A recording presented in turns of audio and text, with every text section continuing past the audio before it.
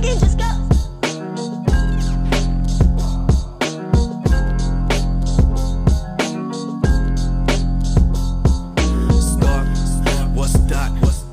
All right, guys. So we have another game ahead of us on Sunday at 4:30. Liverpool against Brentford. Slots had his pre-match press conference, shall we say? That's what it's called, isn't it? Yeah. And before we get into this little match preview, just want to give you a little quick reminder to subscribe to the channel if you are new here. Give the video a like and let me know your starting 11 for the game ahead at the weekend. So, guys, before we get into my starting 11 predictions, just want to give you a couple of things from the press conference. Slot was asked about, selling the young players and everything like that we've sold. Sepp Vandenberg and Fabio Carvalho have both moved to Brentford, ironically. Might see him play against us this weekend. And also Bobby Clark has also moved on. So Slot was basically, he's quoted here as in saying that it's always a difficult one as young players want to play. And if they want to develop, then they have to play. They come through the ranks of the academy, and either you are good enough to play many minutes or there is too much competition in that position. We still have a lot of homegrown players, and one of them training with us on a daily basis is only 17. He's in reference to Trey Neone there.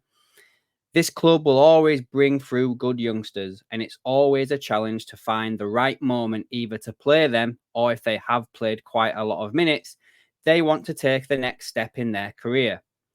If that is not possible because Van Dijk or Salah are playing here or other top players, then it's best for them and also the club to let them go. We always want to take care of our own interests, but you have a responsibility to the players. If they want to play somewhere and it's not possible with us, they aren't happy with 500 or 600 minutes, then they have to, in my opinion, let them develop somewhere else.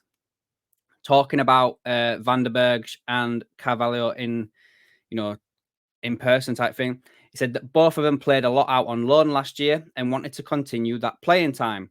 Good deal for us and for them. So everyone is happy unless they do too well on Sunday. So obviously they could play against us. Talking about Joe Gomez potentially leaving the club.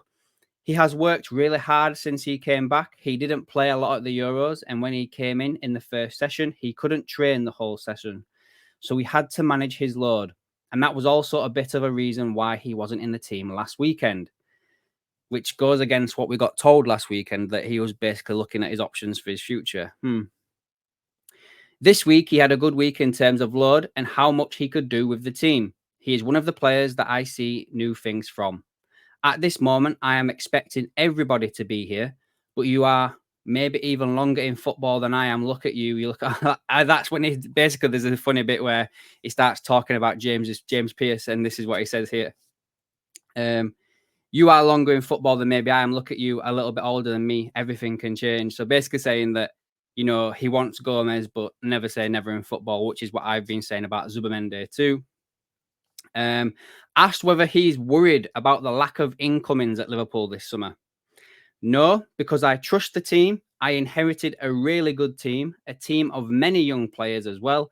And I think we all know, especially the young players, they can develop. We just try to work as hard as we can with them and trust them a lot. They proved last week that they have earned this trust, and I am happy they can show the same on Sunday as well. So that is basically some of the snippets from the Arne Slot press conference. There was another bit as well where he actually swore during the press conference. Like, I think he said basically along the lines of Ryan Gravenberch playing the number 6 role. He mentioned something along the lines of, if the other 10 players had played shit, then Ryan Gravenberch may not have been as good as we thought he was that day, basically. So basically, guys, I will quickly now just show you my predicted 11 for the game. Let me just find it. Here we go. Share this bit here. I messed that up a little bit, but there you go. So I'm pretty much going with the same team. I would just start Kanate, obviously, over Kwanzaa, because Kwanzaa picked up an injury, and he was also taken off at halftime, and that's coincided with Liverpool playing that little bit better. So that is what I would do with the defense. But other than that, I'm literally keeping the same 11, and you just go again.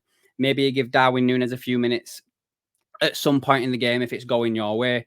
But I would just be sticking with this team, basically, guys. But, let me know down below. Is this the team you'd go with in this match? I think I would. But again, let me know down below. Cutting back onto here, guys, for you right now. I have a few match facts I wanted to just quickly talk to you about.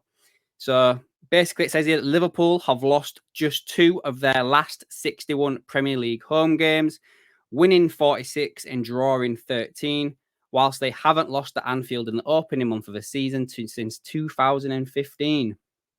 In a run stretching back to 1939, Liverpool have won each of their last 5 home games against Brentford, keeping a clean sheet also. Brentford has won just 1 of their 6 Premier League meetings with Liverpool, drawing 1 and losing 4.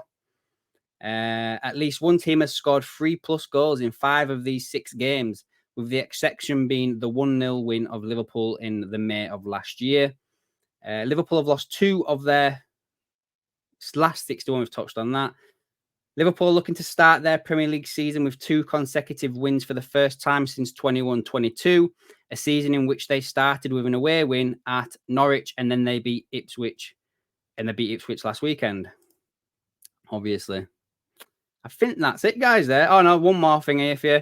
Arne Slot won his first Premier League game in charge of Liverpool on match day 1 against Ipswich, with Graham Souness in April 1991, the last Liverpool manager to win his opening 2 league games in charge. Liverpool had 50 touches in the opposition box against Ipswich, the most ever a manager has had in their first game in charge in the Premier League since Opta have started recording that since 2008 to 2009. So that is really impressive as well, guys. But that's it, guys, for this video. Let me know down below score predictions and your starting 11.